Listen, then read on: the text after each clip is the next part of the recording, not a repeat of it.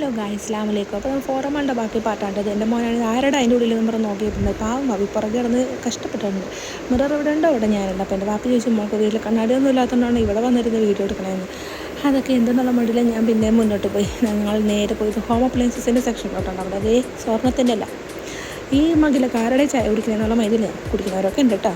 പിന്നെ അവർക്കൊന്നും മേടിക്കാൻ പറ്റില്ല, കാരണം എല്ലാം നല്ല അടിപൊളി വിലയാണ്.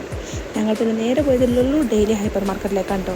അവിടെ വലിയ പർച്ചേസൊന്നും ഉണ്ടായില്ല, ചിന്ന പർച്ചേസും കാര്യങ്ങളും കഴിഞ്ഞ് തതായും കക്കായും ബില്ലടിക്കാൻ വേണ്ടി നിന്നപ്പോൾ ഇവരെ ഞങ്ങൾ ട്രോളി കയറ്റി ഉരുട്ടിക്കൊണ്ട് കിടക്കണമായിരുന്നു കേട്ടോ. അല്ലാണ്ട് പുറകെ ഓടി കിടക്കാൻ പറ്റാത്തതുകൊണ്ടായിരുന്നേ. അത് കഴിഞ്ഞ് ഞങ്ങൾ ഫുഡ് കഴിക്കാനായിട്ട് നേരെ പോയത്. കാരണം ഫുഡ് മുഖ്യമ്പിക്കല്ലേ, കാറിന് വേണ്ടി ഞങ്ങളെല്ലാവരും ഫോറമാളുടെ പുറത്തിറങ്ങി വെയിറ്റ് ചെയ്തിരിക്കുകയായിരുന്നു. നേരെ ഫുഡ് കഴിക്കാൻ വേണ്ടി കയറി മൈസൂർ രാമൻ ഇഡ്ഡലി എന്നൊരു ഷോപ്പിലായിരുന്നു കേട്ടോ.